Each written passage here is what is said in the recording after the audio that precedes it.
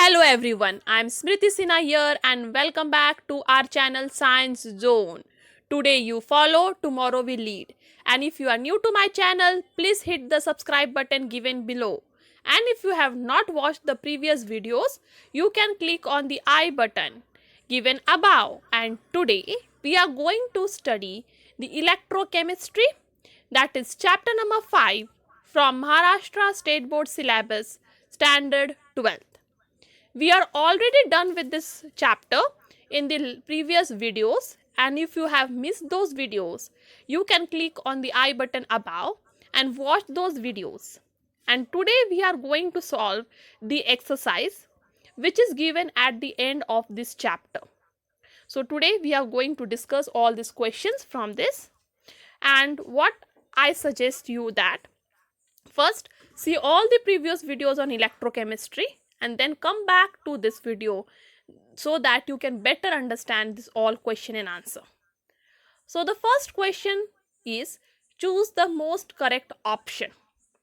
So from that, the first question is the two solutions have the ratio of their concentration 0.4 and ratio of their conductivity 0.216. So these are the two values given, that is the concentration, that means this is C, and their conductivity, that means it is K.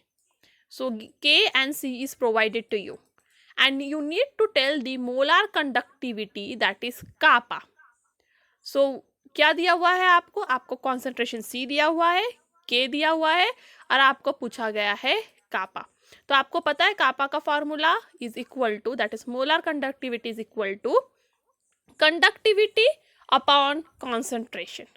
सो ये formula आपको याद रखना है. Molar conductivity equals to conductivity upon concentration, which means 0.216 divided by 0.4.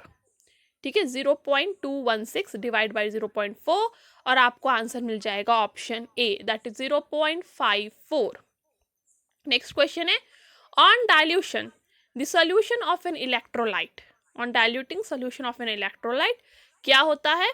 तो आप इसके लिए मेरा वीडियो नंबर 2 देख सकते हो, वहां पे आपको इसका करेक्ट आंसर मिलेगा. That is molar conductivity increase होती है और कंडक्टिविटी डिक्रीज होती है. तो जैसे हम लोग सॉल्यूशन डाइल्यूट करेंगे तो मोलर कंडक्टिविटी इंक्रीज होगी और कंडक्टिविटी डिक्रीज होगी. Next 1s metre square per mole is equal to, तो आपको इसको क्या करना है? सेंटीमीटर में कन्वर्ट करना है. तो आप देख सकते हैं यहाँ पे सब में क्या किया है, सेंटीमीटर में कन्वर्ट किया है. तो जब आप मीटर को सेंटीमीटर में करोगे तो आपको इसको क्या करना होगा, इंटू 100. और ये मीटर स्क्वायर है और आपको सेंटीमीटर स्क्वायर करना है, तो ये होल 1 इंटू 4 zeros लगाओगे. करेक्ट, 100 का स्क्वायर मतलब 4 zeros. So 1 into this means 10⁻⁴ ohm. S को रिप्लेस कर सकते हो पर ओम से, मीटर स्क्वायर बन जाएगा centimetre square per mole. So this is the correct unit.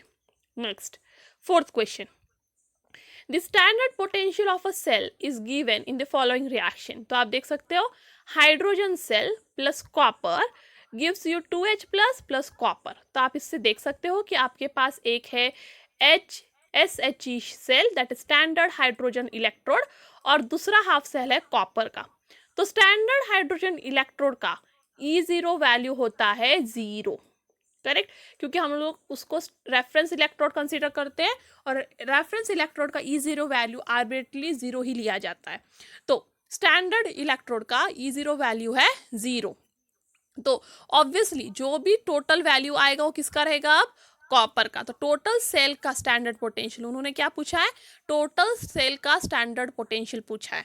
तो टोटल सेल का स्टैंडर्ड पोटेंशियल होता है E0 of cathode minus E0 of anode, और हमें पता है हमारा एनोड 0 है, तो ये हो जाएगा अब आपका सिर्फ कैथोड, दैट इज 0.34. ठीक है, तो E0 टोटल सेल का होता है E0 of cathode minus E0 of anode. Anode is SHE, that is considered as 0, and cathode जहाँ रिडक्शन हो रहा है वो है कॉपर, और कॉपर का जो भी है वो आपका हो जाएगा E0 टोटल. ठीक है, for this cell lead is converted to Pb2 plus, Hg is converted to Hg. Ag plus is converted to Ag. If concentration of an ion in the anode compartment is increased by factor 10, then the EMF will be increased. So anode पे यदि आप लोग concentration increase करेंगे तो फिर क्या हो जाएगा, एनोड पे कॉन्सेंट्रेशन इंक्रीज कर दिया तो ईएमएफ भी इंक्रीज हो जाएगा. तो ईएमएफ इंक्रीज हो जाएगा बाय 0.0296 वोल्ट. ठीक है. Next question, consider the half reaction with standard potential. तो ये हाफ रिएक्शन कंसिडर करो. तो यहाँ पे भी रिडक्शन हो रहा है, इसका स्टैंडर्ड पोटेंशियल 0.8 वोल्ट है. ये सब में एक्चुअली रिडक्शन हो रहा है. आप देखोगे तो सब इलेक्ट्रॉन कंज्यूम कर रहे हैं और सबका आपको स्टैंडर्ड इलेक्ट्रोड पोटेंशियल दिया है. और इसके बेसिस पे आपको बताना है कौन सा स्ट्रॉन्गेस्ट ऑक्सीडाइजिंग एजेंट है और कौन सा strongest reducing agent. Oxidizing agent मतलब जो खुद बहुत जल्दी रिड्यूस हो जाए वो दूसरों को जल्दी ऑक्सीडाइज कर पाएगा. तो जिसका भी रिडक्शन पोटेंशियल, यहाँ पे सबकी रिडक्शन पोटेंशियल दिए हुए, करेक्ट. तो जिसका भी रिडक्शन पोटेंशियल सबसे ज़्यादा होगा वो स्ट्रॉन्ग ऑक्सीडाइजिंग रिएजेंट होगा, क्योंकि वो खुद बहुत जल्दी रिड्यूस हो सकता है और दूसरों को जल्दी ऑक्सीडाइज कर सकता है. तो आप देखोगे तो सबसे ज़्यादा किसका रिडक्शन पोटेंशियल सबसे ज़्यादा है, तो of course Hg plus electron give Hg. So first reaction that is Hg plus का स्टैंडर्ड पोटेंशियल सबसे ज़्यादा है, तो ये सबसे स्ट्रॉन्ग ऑक्सीडाइजिंग रिएजेंट है. तो Hg plus is the strongest oxidizing agent, तो ऑप्शन बी करेक्ट है. और नेक्स्ट स्ट्रॉन्गेस्ट रिड्यूसिंग एजेंट, तो स्ट्रॉन्गेस्ट रिड्यूसिंग एजेंट वो है जो खुद देर से रिड्यूस होगा या फिर जो खुद जल्दी ऑक्सीडाइज होगा. तो जिसका भी value that is standard electrode potential जिसका भी सबसे कम होता है वो सबसे स्ट्रॉन्ग ऑक्सीडाइजिंग एजेंट होता है, सबसे स्ट्रॉन्ग रिड्यूसिंग एजेंट होता है, क्योंकि वो बहुत जल्दी ऑक्सीडाइज हो सकता है. तो इसका आंसर होगा एफ ए. तो आपको याद रखना है जब भी एग्जाम में ऐसा वाला क्वेश्चन आएगा, क्योंकि बहुत बार पूछा जाता है कॉम्पिटेटिव एग्जाम में भी, तो जब भी पूछेंगे स्ट्रॉन्गेस्ट ऑक्सीडाइजिंग एजेंट, उसके लिए आपको देखना है जिसका भी E0 वैल्यू सबसे ज़्यादा होगा वो आपका स्ट्रॉन्गेस्ट ऑक्सीडाइजिंग एजेंट है. और jab क्वेश्चन आएगा रिड्यूसिंग एजेंट पे तो आपको देखना है जिसका भी E0 वैल्यू सबसे कम है वो स्ट्रॉन्गेस्ट रिड्यूसिंग एजेंट है. नेक्स्ट क्वेश्चन है, for the given reaction nickel is converted to Cu, nickel plus Cu2 plus is giving Ni2 plus Cu. E0 of cell आपको दिया हुआ है, आपको फाइंड आउट करना है डेल्टा G0. तो इसका फॉर्मूला है delta G0 is equal to -NF E0. Correct. E0 of complete cell already दिया है तो आप यहाँ पे सब्स्टिट्यूट कर दोगे. F मतलब 96500 N 2 इलेक्ट्रॉन्स, क्योंकि आप देख सकते हो 2 प्लस 2 प्लस मतलब यहाँ पे इन्वॉल्वमेंट 2 इलेक्ट्रॉन का है, तो N हो गया 2. तो ये हो जाएगा -2 इंटू 96500 इंटू गिवन वैल्यू, और इसको आप कैलकुलेट करोगे तो आपको आंसर मिल जाएगा ऑप्शन ए. और आपको जो भी आंसर मिलेगा उसको आपको कन्वर्ट करना है किलो जूल में. Next, which of the following is not correct. Not correct बताना है. तो पहला, गिव्स energy is an extensive property. Yes it is correct, गिव्स एनर्जी एक्सटेंसिव प्रॉपर्टी है. इलेक्ट्रोड पोटेंशियल इंटेंसिव प्रॉपर्टी है, ये भी करेक्ट है. इलेक्ट्रिकल वर्क हमेशा is equal to minus delta G, ये भी करेक्ट है. तो फिर आपका नॉट करेक्ट ऑप्शन ये है कि if half reaction is multiplied by a numerical factor the corresponding E0 is also multiplied by the same factor. तो आपको याद रखना है जब हाफ रिएक्शन को आप जो भी मल्टी फैक्टर से मल्टीप्लाई करते हो E0 का वैल्यू सेम नंबर से मल्टीप्लाई नहीं होता, क्योंकि E0 क्या होता है, टोटल सेल का electrode potential, not half cell का. तो टोटल सेल का इलेक्ट्रोड पोटेंशियल सेम वैल्यू से नहीं मल्टीप्लाई होगा, करेक्ट, उसके हाफ वैल्यू से मल्टीप्लाई होगा. तो ये याद रखना है और इसलिए the option D is your correct answer for this question, that is this statement is wrong. Next, the oxidation reaction that takes place in storage lead storage battery during discharge is. तो during discharge कौन सा वाला reaction होता है lead storage battery में, तो वो है ऑप्शन सी. इसके लिए आप मेरा वीडियो नंबर 6 देख सकते हो, तो वहाँ पे आपको 6 वीडियो नंबर पे मिल जाएगा लीड स्टोरेज बैटरी और उसके रिएक्शंस जो मैंने एक्सप्लेन किए हैं. नेक्स्ट क्वेश्चन है, which of the following expression represent molar conductivity of Al2 and SO4 3। तो आपको याद रखना है total molar conductivity is equal to molar conductivity of cation plus molar conductivity of anion. ठीक है, total molar conductivity equals to molar conductivity of cation plus molar conductivity of anion. तो cation है 2 इन number, तो ये हो जाएगा 2 molar conductivity of cation मतलब Al3+। ठीक है, याद रखना है एल्यूमिनियम का 3+ है, और plus molar conductivity of anion, तो यहाँ पे है आपका 3SO4-, so 3 into molar conductivity of anion that is SO4(2)। तो ये आपका टोटल कंडक्टिविटी है। तो आप देख सकते हो कि यहाँ पे आपका ऑप्शन बी इसे मैच कर रहा है, इसलिए इसका करेक्ट आंसर है option B. Next question, answer the following in 1 or 2 sentences। First question, what is a cell constant. तो आप जल्दी से नोट आउट कर सकते हो ये वीडियो को पॉज करके कि for a given cell the ratio of separation L between 2 electrodes divided by area of cross section A of the electrode is called as cell constant. Therefore, cell constant equals to separation of the 2 electrodes divided by cross section area of the electrode that is L upon A. तो ये हो गया what is cell constant का answer. Next, write the relationship between conductivity and molar conductivity and hence unit of molar conductivity। उन्होंने सिर्फ आपको relationship पूछा है, उसे डिराइव करने के लिए नहीं कहा है। तो उसका फॉर्मूला है molar conductivity is equal to 1000 into conductivity divide by concentration. ठीक है, molar conductivity is equals to 1000 into conductivity divide by concentration. बहुत इंपॉर्टेंट फॉर्मूला है, और उसका यूनिट है S per metre square, sorry S metre square per mole, S metre square per mole. Next question number third, write the electrode reaction during electrolysis of molten KCl। उन्होंने word molten use किया है, तो यहाँ पे water का use नहीं करना है। तो जैसे मैंने आपको पहले बताया है मोल्टन NaCl का, वैसे ही आपको मोल्टन KCl का करना है, बस Na को रिप्लेस करना है K से। तो कैथोड पे मतलब रिडक्शन का रिएक्शन क्या होगा, 2K plus 2 electron give you 2K, ये हो जाएगा कैथोड पे। एनोड पे क्या होगा, oxidation, so 2Cl minus gives you Cl2 plus 2 electron. तो आपको कैथोड पे करना है reduction, gain of electron, anode पे करना है ऑक्सीडेशन, लॉस ऑफ इलेक्ट्रॉन। अब ओवरऑल रिएक्शन लिखोगे 2 इलेक्ट्रॉन गेट कैंसिल, तो 2K plus 2Cl minus give you 2K plus Cl2, और ये हो गया आपका इलेक्ट्रोड का reaction of molten KCl। Next, right any 2 functions of salt bridge. So the 2 functions of salt bridge are it prevents mixing of 2 solution, क्योंकि वो galvanic के 2 half cell को जोड़ने के लिए यूज होता है, इसलिए it prevents the mixing of 2 solution. Second, it maintains electrical neutrality in both solution by transfer of ions. So this is the function of salt bridge. Next question, what is the standard cell potential for the reaction? इस reaction का आपको standard cell potential calculate करना है।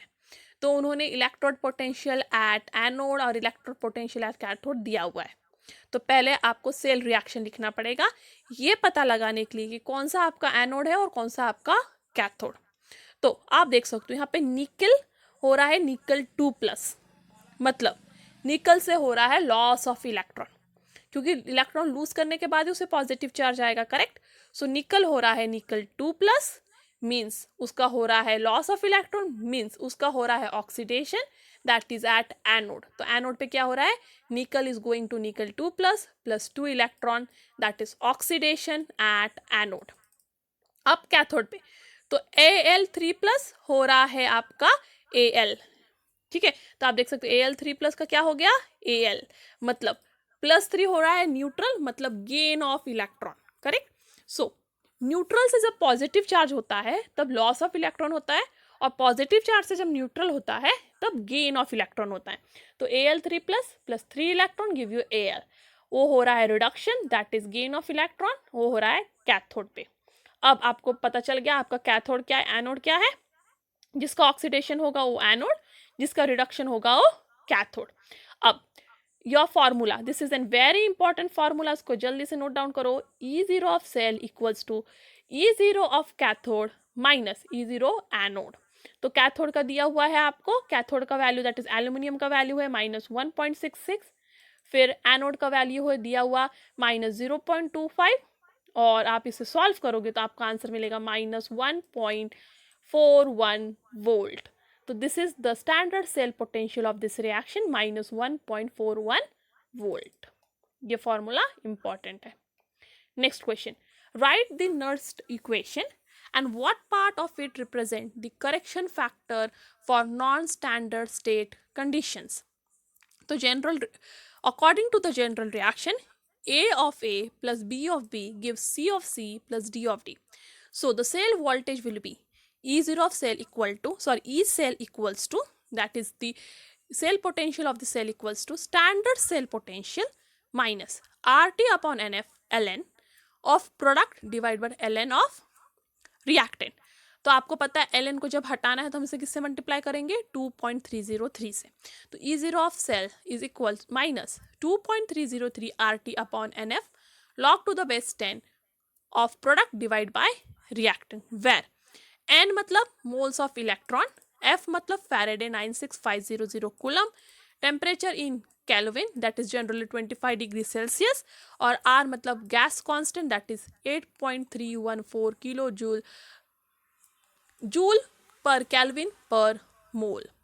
और किसे कहते हैं correction factor, तो ये है आपका करेक्शन फैक्टर। तो the second term, this term, इसको बोलते हैं second term. So the second term is the correction factor for non standard state condition. तो ये वाला जो टर्म है वो करेक्शन फैक्टर है। जब ये वाला टर्म की जरूरत नहीं पड़ेगी तब पड़ेगा standard cell potential is equal to the cell potential of the cell. But generally ये करेक्शन फैक्टर डालना पड़ता है क्योंकि ये बेस्ड है आपके कॉन्सेंट्रेशन पे और मोल्स ऑफ इलेक्ट्रॉन पे। तो सेकेंड वाला हो गया आपका नर्स इक्वेशन का सेकेंड पार्ट हो गया आपका करेक्शन फैक्टर।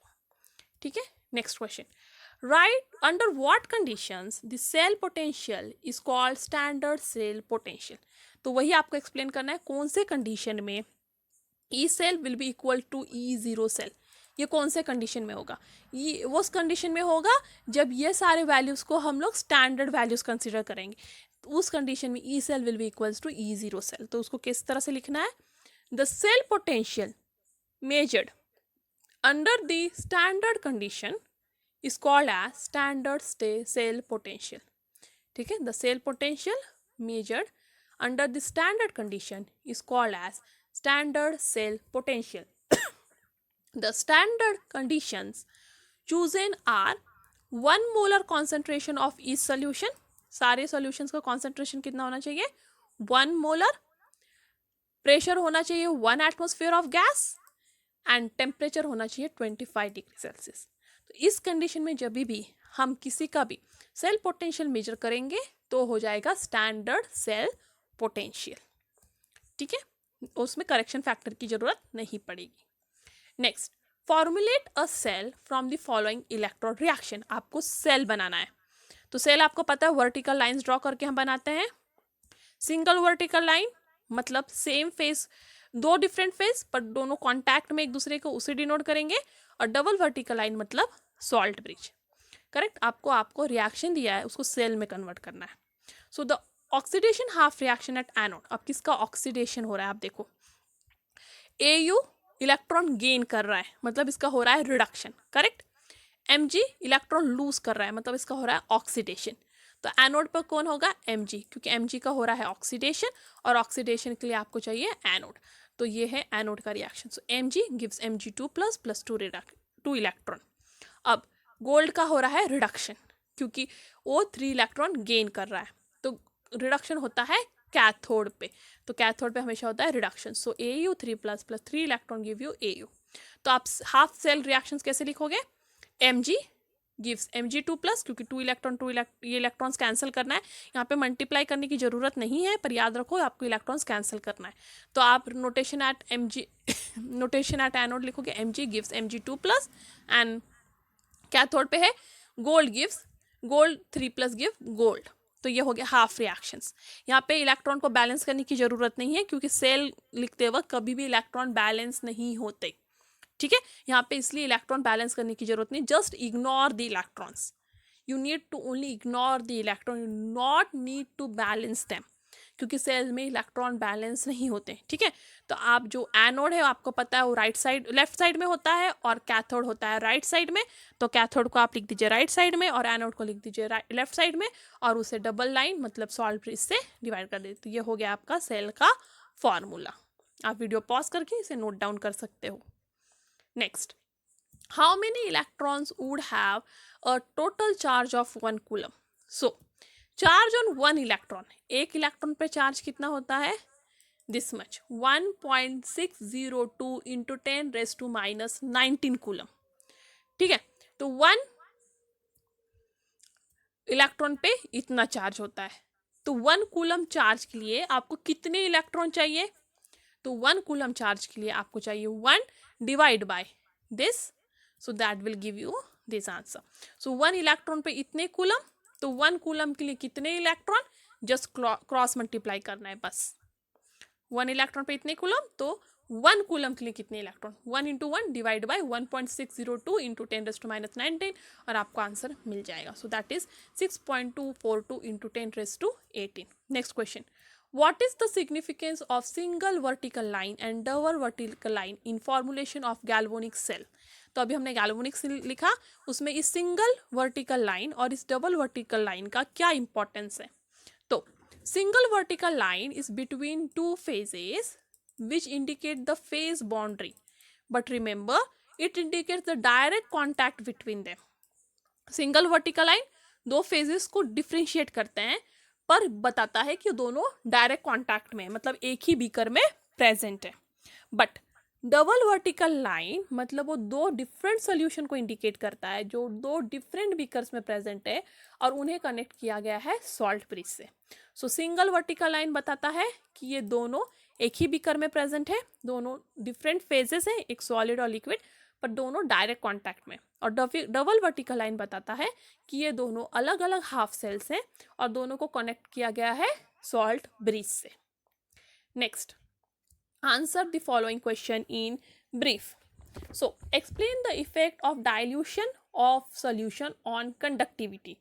इसके लिए आप मेरा वीडियो नंबर 2 देख लीजिए, आपको आंसर मिल जाएगा।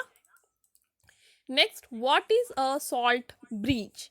तो हमने सॉल्ट ब्रिज का तो फंक्शन देख लिया, पर व्हाट इज सॉल्ट ब्रिज, इसके लिए आप मेरा वीडियो नंबर 4 देख लीजिए इलेक्ट्रोकेमिस्ट्री पे, ठीक है। Next, third question, write the electrode reactions for the electrolysis of aqueous NaCl। इसके लिए आप मेरा video number 3 of electrochemistry chapter से देख लीजिए, तो आपको इसका आंसर मिलेगा। Next question, how many moles of electrons are passed when 0.8 ampere current is passed for 1 hour through molten CaCl2। अभी एक प्रॉब्लम है, हम सॉल्व करेंगे। सो गिवन क्या है, हमें गिवन है I इक्वल्स टू 0.8 एम्पियर, ठीक है। फिर टाइम T दिया हुआ है, that is 1 hour, but remember आर को आपको सेकेंड्स में कन्वर्ट करना है, तो हो जाएगा 60 मिनट इंटू 60 सेकेंड, करेक्ट, तो हो जाएगा 3600 सेकेंड्स। तो आपके पास I है, आपके पास T है, और आपको फाइंड आउट करना है number of moles of electron. So quantity of electricity pass is equal to I into T, 0.8 into 3600 which is equal to 2880 coulomb. So Q हो गया 2880 कूलम्स। अब moles of electron actually pass, ये important formula है, याद रखना है, is equal to Q upon 96500। Q तो हमने कैलकुलेट कर लिया, 2880 divide by 96500 will equal to number of moles of electron, that is 0.03 mole electron. Okay, so this is the answer. तो इस क्वेश्चन के लिए दो फार्मूला यूज करना है, Q equals to I into T, and next moles of electron equal to Q upon 96500. So coulomb coulomb cancel, which is equal to mole per electron. Okay, next Question is, using the relationship between delta Z0 of cell reaction and standard potential associated with it, how will you show the electric potential is an intensive property? तो इस question का मैंने बहुत अच्छे से explanation दिया है, तो आप उसे मेरे वीडियो नंबर 5 में से नोट डाउन कर सकते हो ऑफ इलेक्ट्रोकेमिस्ट्री चैप्टर के. ठीक है. Next, derive the relationship between standard cell potential and equilibrium constant of cell reaction. तो standard cell potential that is E0 cell और K का रिलेशनशिप आपको डिराइव करना है, याद रखिए. तो आप इसे भी वीडियो नंबर 5 से नोट डाउन कर सकते हो. Next, it is possible to measure the potential of single electrode. Comment. तो इसको भी आप वीडियो नंबर 5 से नोट डाउन कर सकते हो, रेफरेंस इलेक्ट्रोड के स्टार्टिंग वाले इससे, तो मैंने उसमें एक्सप्लेन किया है. Next, question number 10. Why do the cell potential of lead accumulators decrease when it generates electricity? How the cell potential can be increased? तो अभी ये वाले आंसर को हमने कहीं नोट डाउन नहीं किया है, जस्ट मैंने एक्सप्लेन किया है, वो कहीं प्रेजेंट नहीं था, इसलिए मैं इधर उसको दे रही हूँ. आप वीडियो को पॉज करके इसे नोट डाउन कर सकते हैं. So why do cell potential of lead cells. तो लीड सेल्स का सेल पोटेंशियल क्यों डिक्रीज होता है जब वो इलेक्ट्रिसिटी जनरेट करता है, और उसको हम कैसे इंक्रीज कर सकते हैं. मतलब लीड सेल का सेल पोटेंशियल जब वो डिस्चार्ज होता है तब डिक्रीज होते जाता है, और हम उसे रिचार्ज करके इंक्रीज कर सकते हैं. तो उसका आंसर आप इस वर्ड्स में लिखोगे, the cell potential depend on sulphuric acid concentration. तो लेड के सेल में सेल पोटेंशियल किस पे डिपेंड करता है, सल्फ्यूरिक एसिड कॉन्सेंट्रेशन पे. As the cell operates, generate current, acid is consumed and its concentration decreases. जैसे सेल यूज होगा H2SO4 कंज्यूम होते जाएगा, करेक्ट, क्योंकि PbSO4 में कन्वर्ट हो रहा है, तो H2SO4 कंज्यूम होते जाएगा और PbSO4 में कन्वर्ट होते जाएगा, और H2SO4 का कॉन्सेंट्रेशन क्या होते जाएगा, डिक्रीज. और जैसे उसका कॉन्सेंट्रेशन डिक्रीज होता जाएगा सेल पोटेंशियल भी डिक्रीज हो जाएगा, क्योंकि सेल पोटेंशियल H2SO4 के कॉन्सेंट्रेशन पे डिपेंड कर रहा था. अब हम उसे इंक्रीज कैसे कर सकते हैं. तो during recharging process by applying external potential slightly greater than 2 volt, क्योंकि लीड सेल का सेल पोटेंशियल 2 वोल्ट होता है. ठीक है, लीड सेल का सेल पोटेंशियल 2 वोल्ट होता है. सो हम 2 वोल्ट से थोड़ा ज़्यादा पोटेंशियल अप्लाई करें तो रिचार्ज होने लगेगा, और जब वो रिचार्ज होगा तो एसिड विल बी रीजनरेटेड, क्योंकि रिएक्शन रिवर्स हो जाएगा. PbSO4 will be converted to Pb2 plus H2SO4. तो रिएक्शन क्या हो रहा है, रिवर्स हो रहा है, तो H2SO4 रीजनरेट हो रहा है. जब एसिड रीजनरेट होगा तो कॉन्सेंट्रेशन ऑफ एसिड इंक्रीज हो जाएगा, और इसलिए सेल पोटेंशियल इंक्रीज हो जाएगा. तो बेसिकली आपके लीड सेल में सेल पोटेंशियल H2SO4 पे डिपेंड करता है. डिस्चार्ज के वक्त H2SO4 कंज्यूम होता है, एसिड का कॉन्सेंट्रेशन डिक्रीज होता है, इसलिए सेल पोटेंशियल डिक्रीज होता है. रिचार्ज के वक्त H2SO4 जनरेट होता है, एसिड का कॉन्सेंट्रेशन इंक्रीज होता है, इसलिए सेल पोटेंशियल इंक्रीज होता है. Next question, write the electrode reaction and net cell reaction in nicad and that is nickel cadmium battery. तो इसके लिए आप मेरा वीडियो नंबर 6 देख सकते हो. ठीक है. Next question, answer the following. What is Clausius law of independent migration of ions? How is it useful in obtaining molar conductivity at zero concentration of weak electrolyte? Explain with example. आप इसके लिए मेरा video number 2 देखिए. Next, explain electrolysis of molten NaCl. इसके लिए video number 3, क्योंकि मैंने पूरा एक्सप्लेनेशन विथ नोट्स स्क्रीन पे है, आप वीडियो पॉज कर करके वो नोट डाउन कर सकते हो. Next, write what current strength in amperes will be required to produce 2.4 gram of Cu from CuSO4 solution for 1 hour. Molar mass of Cu is 63.5 gram. ठीक है, मतलब आपको फाइंड आउट क्या करना है, आपको फाइंड आउट करना है I, क्योंकि एम्पियर में आपको फाइंड आउट करने का है करंट, तो I फाइंड आउट करना है. आपको दिया हुआ क्या है, आपको दिया हुआ है that molar mass of product. Molar mass of product that is दिया हुआ है ये 63.5 ठीक है, मोलर मास ऑफ प्रोडक्ट दिया हुआ है आपको 63.5 और आपको मास ऑफ प्रोडक्ट दिया हुआ है 23। तो आपके पास है W 2.54 ग्राम और molar mass of product that is M 63.5, यही सिर्फ आपके पास है। तो आपको देखना है Cu जनरेट हो रहा है CuSO4 से, तो CuSO4 में SO4 पे क्या चार्ज होता है 2 माइनस, तो Cu पे बेसिकली चार्ज है 2 प्लस, तो Cu2 plus is converted to Cu, so Cu2 plus is converted to Cu, उसके लिए आपको देना है उसे 2 इलेक्ट्रॉन, करेक्ट। तो Cu2 प्लस 2 इलेक्ट्रॉन कंज्यूम करेगा तब वो Cu बनेगा। तो mole ratio is equal to moles of product formed in the half reaction divided by moles of electron generated in half reaction, इसलिए moles of product form is 1, moles of electron consumed is 2, so mole ratio क्या हो गया 1/2। next formula, mass of product is W is equal to moles of product into molar mass of product, therefore which is equal to Q upon 96500, मतलब I into T, क्योंकि आपको पता है Q is equal to I into T. ठीक है, आपके पास T भी है 1 आर पहले हमने कैलकुलेट कर लिया उसको सेकेंड्स में, मतलब 9600 सेकेंड्स, तो उसको हमने पिछले वाले ही प्रॉब्लम में कैलकुलेट किया था। 1 आर मतलब 3600 सेकेंड्स, तो Q equals to I into T, तो यहाँ पे आपने सब्स्टिट्यूट किया I into T divide by 96500 into mole ratio into molar mass of product, तो आप सब्स्टिट्यूट करो, W का वैल्यू है 2.4, I नहीं पता, इंटू T है 3600 seconds divide by 96500 into mole ratio आपने कैलकुलेट किया half into molar mass of product is 63.5 ग्राम, और इसे सॉल्व करोगे तो आपको I मिल जाएगा 2.03 amperes. Next, equilibrium constant of reaction of 2Cu plus gives Cu2 plus, देखो Cu plus is converted to Cu2 plus, ठीक है, मतलब ऑक्सीडेशन हो रहा है, एक पॉजिटिव का और एक पॉजिटिव बढ़ रहा है, मतलब ऑक्सीडेशन हो रहा है। ठीक है, इसका ये है इक्विलिब्रियम कांस्टेंट।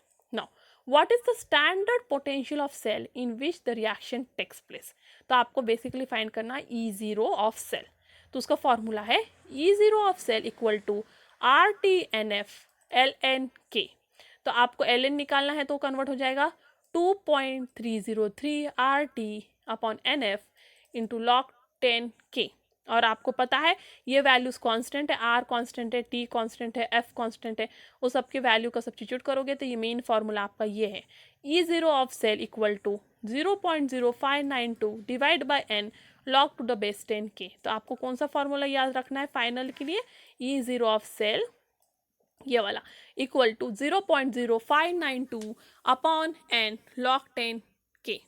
ठीक है, आपका n है 1 इलेक्ट्रॉन, क्योंकि आप देख सकते हो यहाँ पे एक पॉजिटिव चार्ज 2 पॉजिटिव चार्ज में कन्वर्ट हो रहा है, मतलब एक ही इलेक्ट्रॉन का यहाँ पे रोल है, सो n हो गया आपका 1 इलेक्ट्रॉन, आपको K ऑलरेडी दिया है 1.2 10⁻⁶, तो आपको n का वैल्यू 1 डालना है और K का वैल्यू 1.2 इंटू 10⁻⁶, और इसे आप सॉल्व कर लोगे तो आपको आंसर मिल जाएगा 0.36 volt. Next, calculate EMF of cell, that is zinc gives Zn2 plus and H plus H2PT। ठीक है, तो ये आपका स्टैंडर्ड हाइड्रोजन इलेक्ट्रोड है और ये जिंक का हाफ सेल है, तो आपको इसका EMF कैलकुलेट करना है, तो cell reaction is equal to, तो Zn gives Zn2 plus means it is giving you electron, मतलब हो रहा है उसका ऑक्सीडेशन, ऑक्सीडेशन होता है एनोड पे।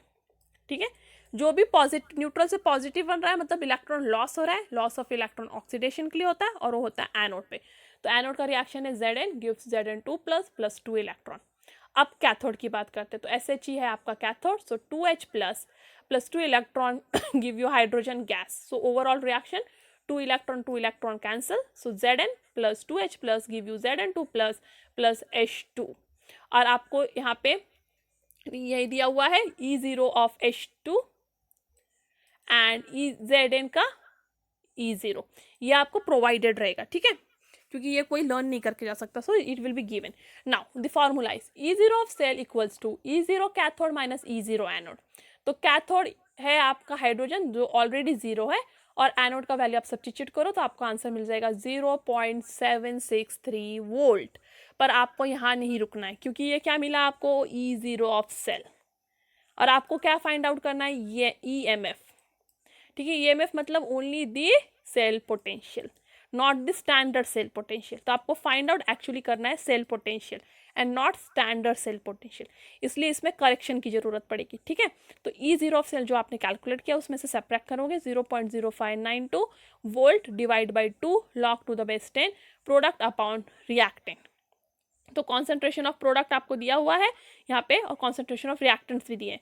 तो E0 ऑफ सेल आपको मिल गया है 0.763 माइनस ये वैल्यू सब्स्टिट्यूट करो, n है 2 क्योंकि यहाँ पे 2 इलेक्ट्रॉन का रोल है, सो n will become 2। Okay, and log to the base 10 आप यहाँ देख सकते हो 0.2 इंटू 1.8 डिवाइड बाय 1.62 स्क्वायर, तो ये हो गया रिएक्टेंट का। और इसके सॉल्व करोगे तो आपको आंसर मिल जाएगा 0.7882। So EMF of your cell is 0.7882 volt. ठीक है, तो ये आप क्वेश्चन पॉज करके नोट डाउन कर सकते हो। तो इसमें 2 ही फार्मूला है, पहले आपको E0 फाइंड आउट करना है ये वाले फार्मूला से, और फिर EMF that is E cell find out करना है ये वाले फार्मूले से। Next question, calculate the EMF of this cell, similar question like earlier.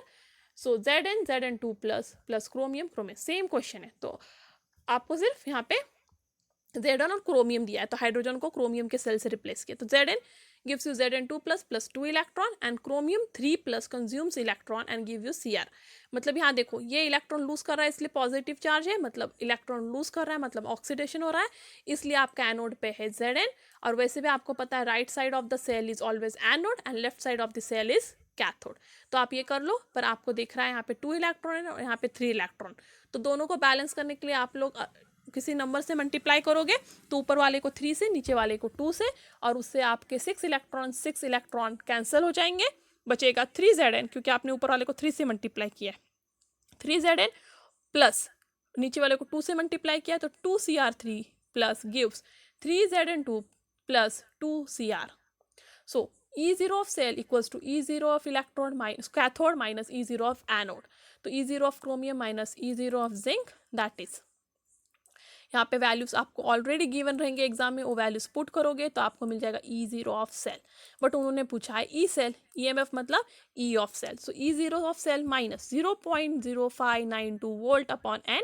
यहाँ पे n है 6 इलेक्ट्रॉन, क्योंकि मैंने सबको मल्टीप्लाई करके 6 इलेक्ट्रॉन में कन्वर्ट करके कैंसिल किया है, इसलिए आपका n यहाँ पे होता है 6।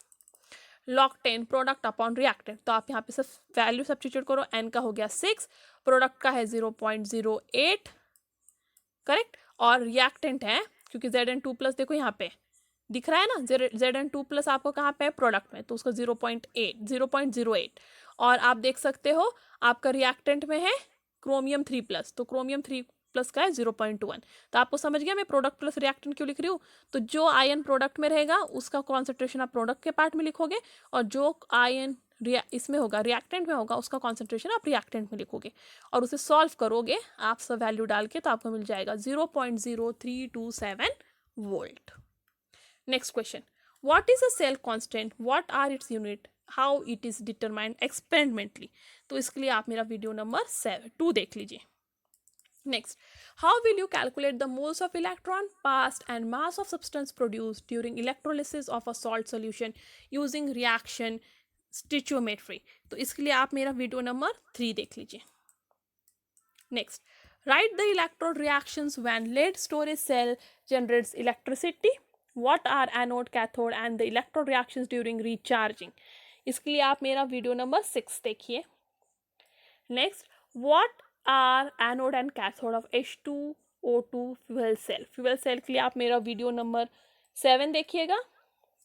नेक्स्ट, ये वाला है आपका ड्राई सेल का, तो ड्राई सेल वाले के लिए आप मेरा वीडियो नंबर 6 देखिएगा। तो ये सारे वीडियोस में आपको आंसर बहुत अच्छी तरह विद डायग्राम मिल जाएंगे। नेक्स्ट है Identify oxidizing agents and arrange them in order of increasing strength under standard conditions. ठीक है, तो आपको ये दिया हुआ है और आपको ये क्वेश्चन सॉल्व करने के लिए इलेक्ट्रोकेमिकल सीरीज देखना पड़ेगा. ठीक है, और वो आपके टेक्स्ट बुक में चैप्टर के एंड में एक्सरसाइज के पहले दिया हुआ है. तो वो सीरीज आप ओपन करके अपने सामने रखिए और फिर इस क्वेश्चन को कंपेयर करना है. तो सीरीज, ये वाले क्वेश्चन के लिए सीरीज आपको एग्जाम में गिवन रहेगा, उसके बिना आप ये क्वेश्चन नहीं सॉल्व कर सकते. तो आपको बताना है इसमें से स्ट्रॉन्ग ऑक्सीडाइजिंग एजेंट्स कौन कौन से हैं. तो आप देखिएगा जब भी सीरीज में जो लेफ्ट हैंड साइड में प्रेजेंट है हाफ रिएक्शन के, तो फर्स्ट कॉलम में आप मेरे साथ देखिए, जैसे जैसे मैं बता रही हूँ आप वो सीरीज कंपेयर कीजिए. आपके फर्स्ट कॉलम में हाफ रिएक्शंस दिए हैं.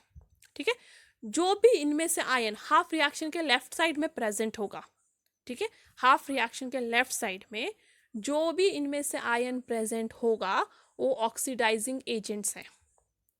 तो आप कंपेयर करोगे तो आपको मिल जाएगा Al3 plus Cl2 CD2 plus and I2 आपके हाफ रिएक्शन में लेफ्ट साइड में प्रेजेंट है और इसलिए यही सिर्फ आपके ऑक्सीडाइजिंग एजेंट है. तो वापस में रिपीट करो, सीरीज आप ओपन करके रखिए सामने और उसमें कंपेयर कीजिए कि लेफ्ट साइड में हाफ रिएक्शन है फर्स्ट कॉलम में, करेक्ट. उस हाफ रिएक्शन में लेफ्ट साइड में जो भी इनमें से आयंस प्रेजेंट हैं, लेफ्ट साइड में सिर्फ Al3 प्लस प्रेजेंट होगा, नॉट Al. आप देख लीजिए, तो लेफ्ट साइड में Al3 प्लस प्रेजेंट है तो वही सिर्फ ऑक्सीडाइजिंग एजेंट है. जो भी लेफ्ट हैंड साइड में प्रेजेंट है वो आपके ऑक्सीडाइजिंग एजेंट है. तो उनमें से आपको ये सब मिल जाएंगे ऑक्सीडाइजिंग एजेंट. अब आपको उन्हें अरेंज करना है according to the strength of oxidising agent.